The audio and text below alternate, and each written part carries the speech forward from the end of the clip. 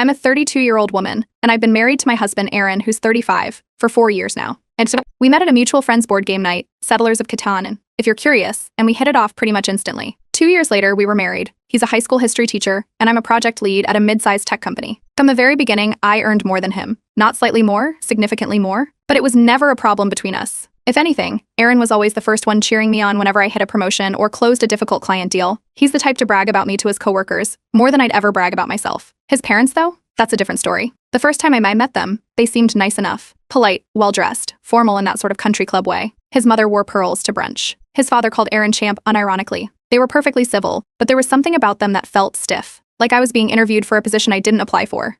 The first few times we visited, I noticed small things.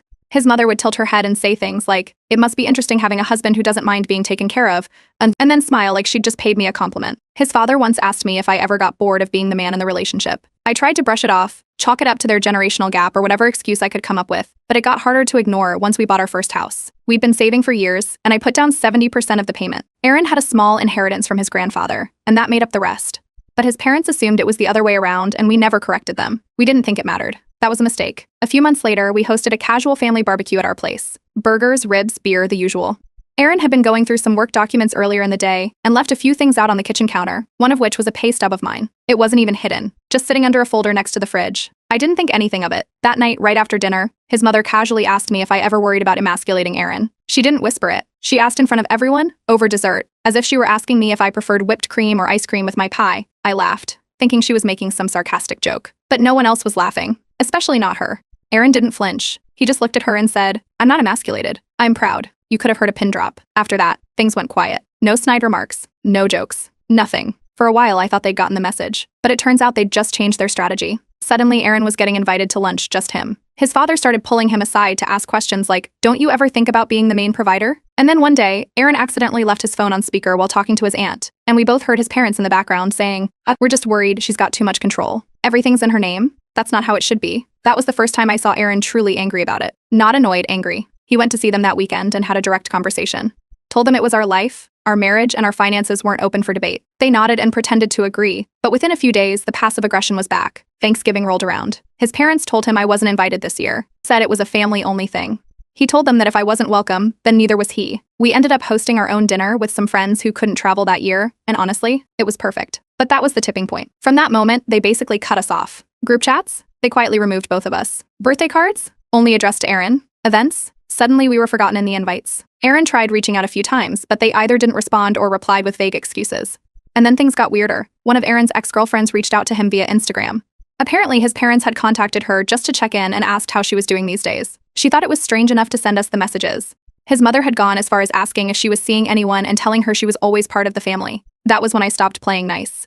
If they wanted a polite, passive daughter-in-law who kept quiet and played along with outdated gender roles, they picked the wrong woman to mess with. Because I'm done being polite. They've pushed this too far. And I'm not about to let them quietly sabotage my marriage from the sidelines. Aaron got a lunch invite from his parents last Saturday. It was worded as a peace talk, just him, his mom, and dad, somewhere neutral. I told him to go. Sometimes people deserve a chance to say their piece, even if you already know they're not coming from a good place. He agreed, thinking maybe this was their way of finally moving on. He got there and realized fast that it wasn't a lunch. It was a full-scale intervention. His older brother was already seated when he arrived. His aunt came in 5 minutes later. No one had ordered anything. They weren't there to eat. They were there to ambush. The whole thing started with them insisting he needed to reclaim control of his life. His father asked if he even made decisions anymore, or if everything was run through the firm. Me. His mother chimed in about how Aaron had changed and was less confident since being with me. They didn't dance around their message at all. Then came the bomb. His mother asked if he had ever considered divorce. Just flat out asked, like she was offering him a snack. She even told him she knew a lawyer, a family friend, who could make it easy. Aaron didn't say anything at the time. He was too stunned. But his phone was in his jacket pocket, and he'd hit record the moment he realized it wasn't a real lunch. Halfway through the audio, his aunt started talking about his ex-girlfriend. Said she was still single, still local, and had really matured. She even suggested they had always had natural chemistry and that it might be worth catching up with her. That was the moment Aaron stood up. The recording caught his chair scraping back, and then his voice, flat but firm, telling them to stay out of his life. He sent me the recording on his way home. I listened to the whole thing twice. They weren't even subtle about what they were trying to do. It wasn't concern. It was control. It was manipulation, plain and simple. When Aaron walked through the door, he looked like someone who'd just seen something he couldn't unsee. He didn't talk right away, just stood in the doorway, keys still in hand, staring at the floor. Then he just sat down on the couch and broke down, not from sadness, just overwhelmed. He apologized over and over for not realizing sooner how far his parents had gone. I told him we were done playing defense. We were going to handle this the smart way. Not with yelling, not with more drama. With moves they couldn't undo. That Monday, I booked a legal consultation. The lawyer walked me through our options. We moved our joint assets into a trust in my name. Aaron is fully protected in it. It's not about cutting him out, it's about making sure his parents never get access, even if something were to happen to him. The paperwork was signed by Friday. By Sunday, word had gotten around. His parents didn't waste time. They started making their rounds, first at church, then through the neighborhood, telling people I was materialistic, that I had emasculated their son, and that our marriage was one-sided. A few friends mentioned overhearing it. One even recorded a short clip during coffee hour. I saved it. Not because I planned to use it, but because it's always good to know what they're spreading. Then came the voicemail. Aaron's mother left it after dinner one night. 4 minutes of carefully rehearsed lines about missing the days when men led their families, followed by a stiff apology for how things came across and an invitation to return to more traditional values. We didn't respond. Instead, I moved one of our wedding photos, an enlarged, framed one, from the guest room to the hallway, right across from the bedroom door. Every morning, it's the first thing Aaron sees when he walks out. A quiet reminder of who we are without all the noise. But they weren't done. His older brother sent him a message midweek with a job posting attached, some mid-level admin position at a logistics firm. No intro, no context, just the link and a note saying, maybe if you made more, your marriage would be more equal. Aaron stared at the message for a second, then just replied, or maybe if you made better life choices, you wouldn't live with mom at 38. We blocked his brother after that. No explanation, no dramatic exit, just gone. His brother hasn't been able to reach either of us since. We also blocked his aunt shortly after she sent one final text, how dare you humiliate them in public. You've caused permanent damage tonight.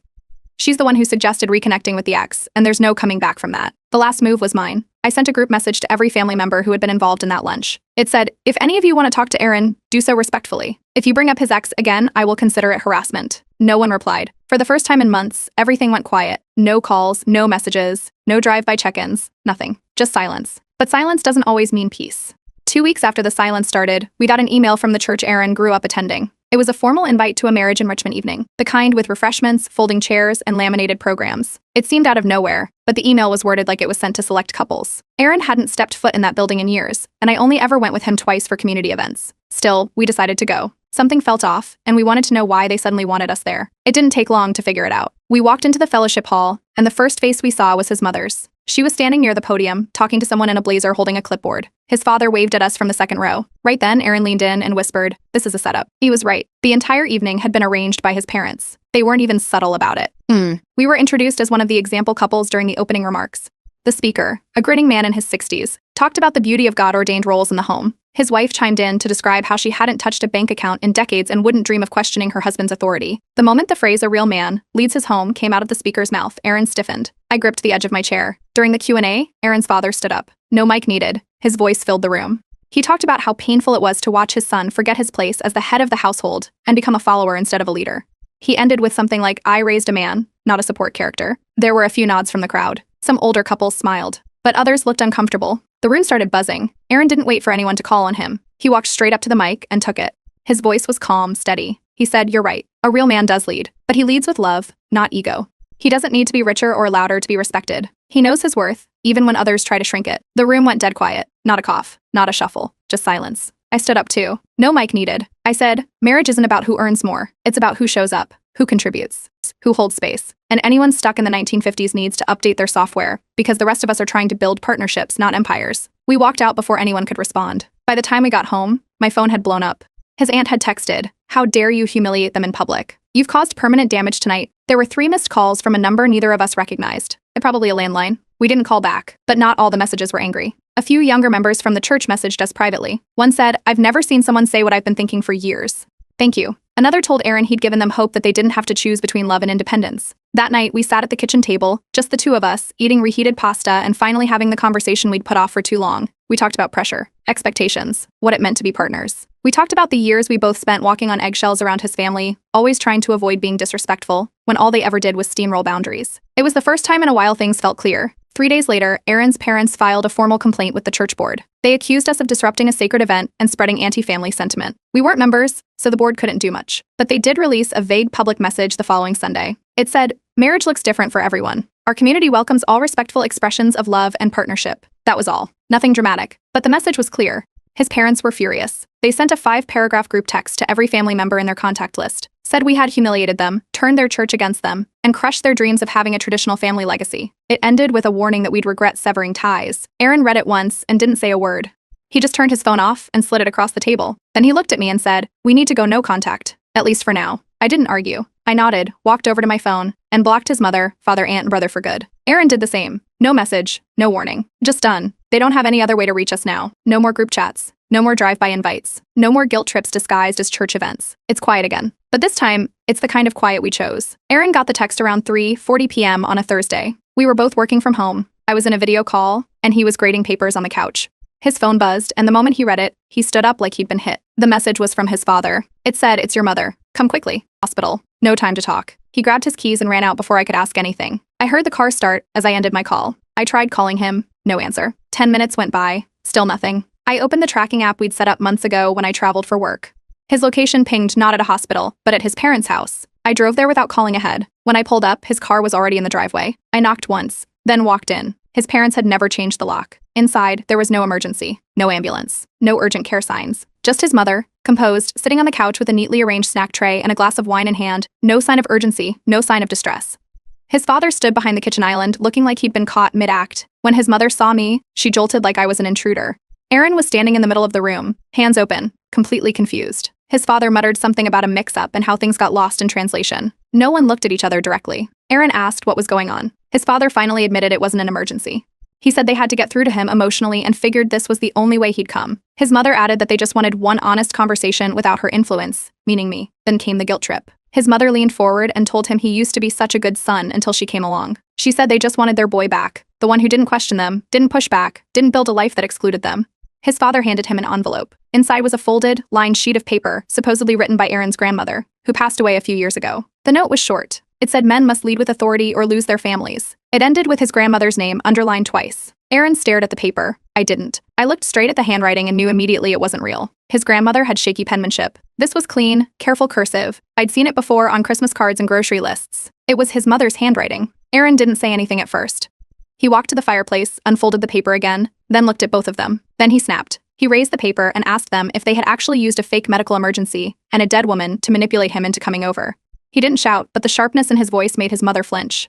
He dropped the letter on the floor and walked out. I followed. No one tried to stop us. The drive home was quiet. He sat in the passenger seat with his fists closed tight, staring out the window. I didn't ask anything. I just drove. That night, we didn't talk much. We reheated leftovers and sat in silence. Around 10, he finally spoke. He said it wasn't the first time they'd done something like this. Every time he'd ever made a choice they didn't like, there was a stunt, a breakdown, a sudden crisis. But this was the first time he'd seen it so clearly. The next morning, I installed a security camera at the front door and set us up with a call screening service. From now on, every unknown number goes to voicemail. We also locked down our shared calendar, removed access from old email addresses, and triple-checked our home security settings. Later that evening, Aaron got a voicemail. It was from his mother. 5 minutes long. She talked about how he had abandoned his values, how she didn't raise him to be this kind of man, and how he'd let an outsider rewrite his future. He played it on speaker while we cooked dinner. Neither of us spoke. When it ended, we finished eating in silence. Later that night, I commented on another story about family manipulation on a community board I follow. All I wrote was, "She's fine." We were there. Cheese board looked great. Within minutes, people started liking it. A few even replied with similar stories. Then came the message from his cousin. She's in her late 20s and has always been kind to us but stayed neutral. This time she didn't hold back. Her message said, "This is too far. I'm siding with you too. Your parents are losing their grip. I'm sorry I didn't speak up sooner." That was the first break in the wall. A single person from his family acknowledging that what just happened wasn't normal. There's no going back from this. Not after a fake hospital emergency. Not after a forged letter from a dead grandmother. Not after the voicemail trying to rewrite everything we've built. The email hit my inbox on a Monday morning with the subject line, "Administrative Notice, HR Inquiry." It was short, formal, and direct. Someone had filed an anonymous report accusing me of financial coercion and inappropriate conduct related to budget handling. Because of the nature of my role, where I manage sensitive project funds and supervise vendors, the company was required by law to launch an internal review. Effective immediately, I was placed on administrative leave. The message didn't say who submitted the complaint. That's standard. But the wording of it, not standard at all. It was too specific. It mentioned my exact salary range, my department's internal nickname, and even a code name for a project I'd only ever discussed out loud once, at dinner with Aaron's family. It wasn't the kind of thing you'd stumble across on LinkedIn or Glassdoor.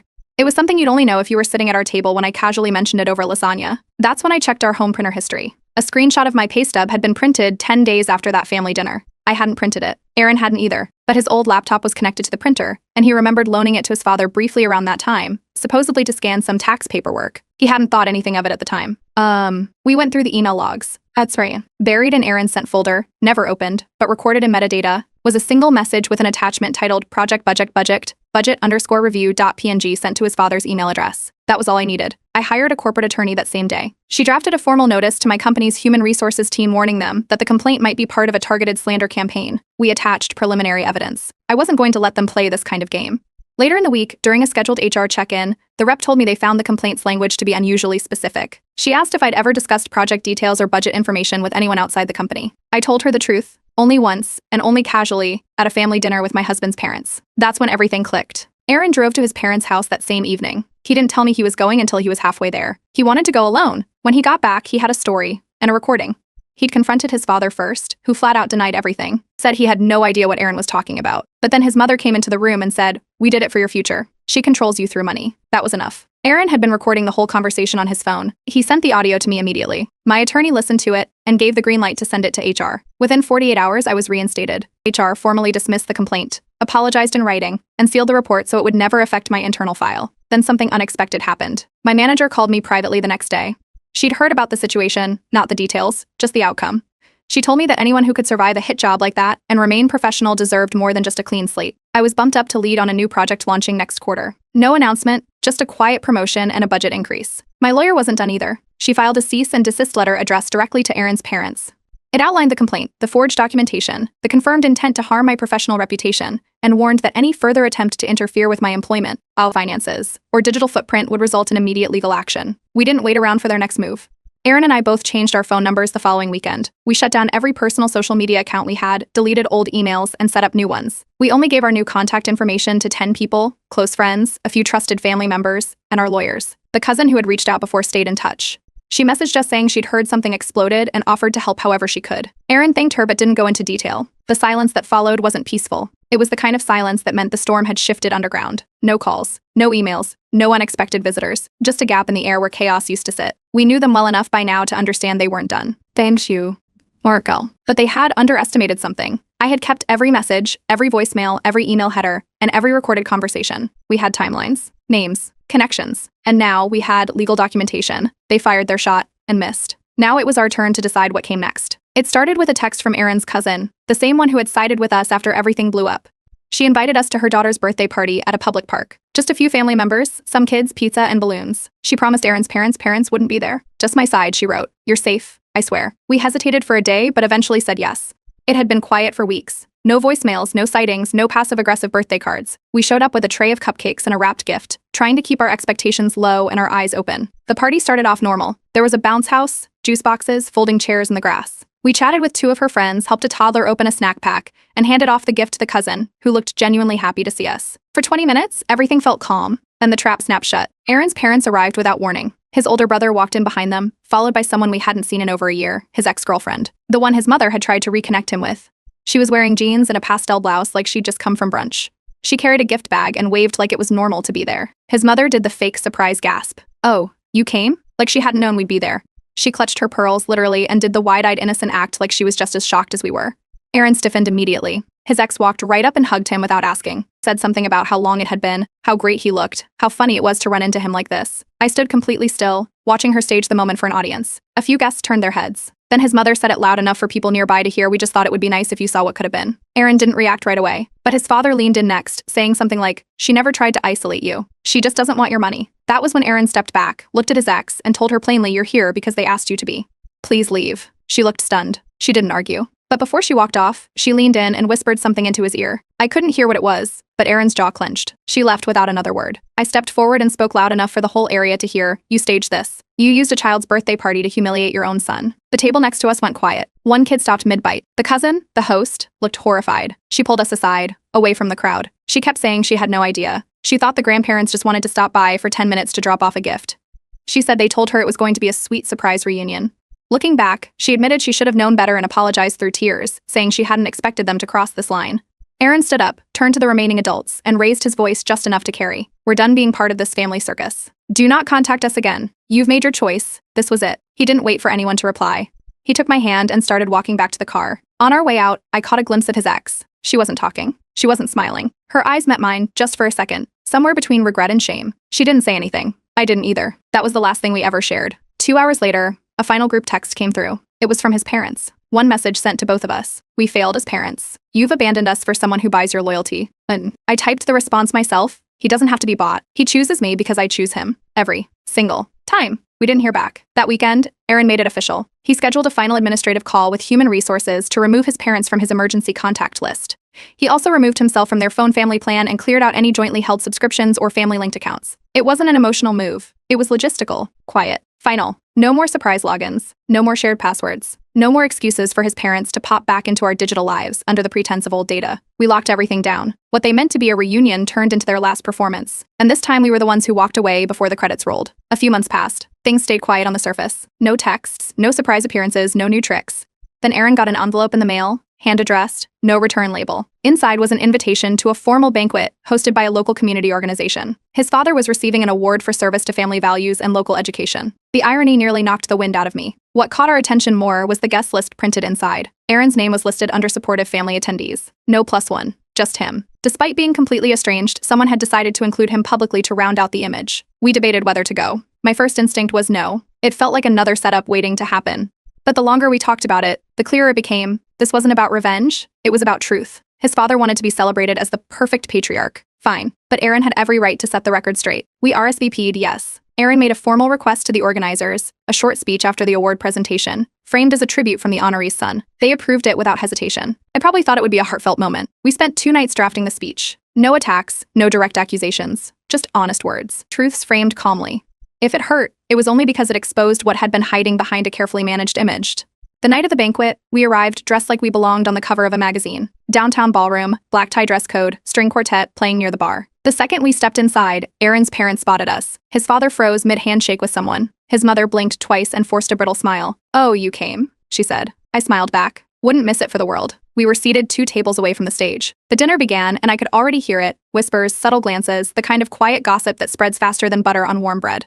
It was obvious they'd spent the past year painting us as cold, distant, maybe even unstable. I caught a few lines. Such a shame, really, he just pulled away from everyone. She changed him, you know. Then the award presentation began. A local official stepped up and gave a glowing speech about Aaron's father. Called him a pillar of the community, a man who kept his family close through every storm, and a beacon of traditional values. Aaron's hands were calm, folded on the table. He listened, then stood when his name was called. He walked to the stage, took the microphone, and faced the crowd. The lights caught his face in a way that made the whole room pause. "I want to thank everyone for being here tonight," he began. "It means a lot to celebrate what we think family should look like." A few nods. Safe opening. "But honoring family values also means honoring boundaries," he continued.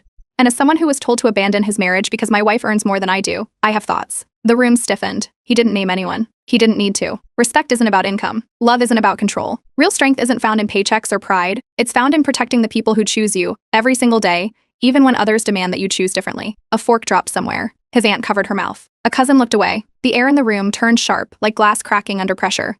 Aaron nodded once, handed the microphone back, and walked off stage. We left without another word. No confrontation. No lingering. Just the sound of heels clicking and whispers growing louder behind us. By the time we got home, the fallout had already started. The cousin who hosted the birthday party messaged him that night, apologized again, said she was done pretending his parents were harmless.